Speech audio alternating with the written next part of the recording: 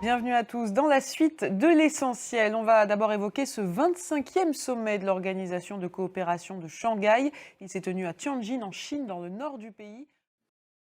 Vladimir Poutine qui sera présent en Chine jusqu'à mercredi. Il assistera à la parade militaire chinoise qui commémore la fin de la Seconde Guerre mondiale en Asie.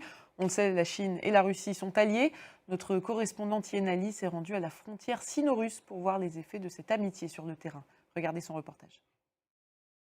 On reste en Asie avec ces nouvelles manifestations en Indonésie. Étudiants et travailleurs se sont rassemblés pour la 8e journée d'affilée.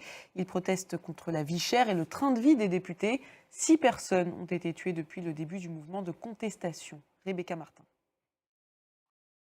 1er septembre rime aujourd'hui avec rentrée scolaire en France. Avec cette nouveauté depuis ce lundi, les téléphones portables sont désormais interdits dans les collèges. Une mesure qui avait déjà été expérimentée dans certains établissements. Regardez ce reportage d'Arthur Brément-Bardou et Lounis Kelaf pour France 2. Un peu de cinéma avec la Mostra de Venise qui se tient jusqu'au 6 septembre. Hier, le mage du Kremlin d'Olivier Assayas était projeté en avant-première. Dans le rôle principal, Jude Law qui incarne Vladimir Poutine. Le film est adapté du roman à succès du même nom, écrit par Giuliano D'Employ. Le récit de Léo Péchard. C'est la fin de cette édition. Merci à vous de l'avoir suivi. Retrouvez tout de suite le Journal de l'Afrique présenté par Myriam Amelal.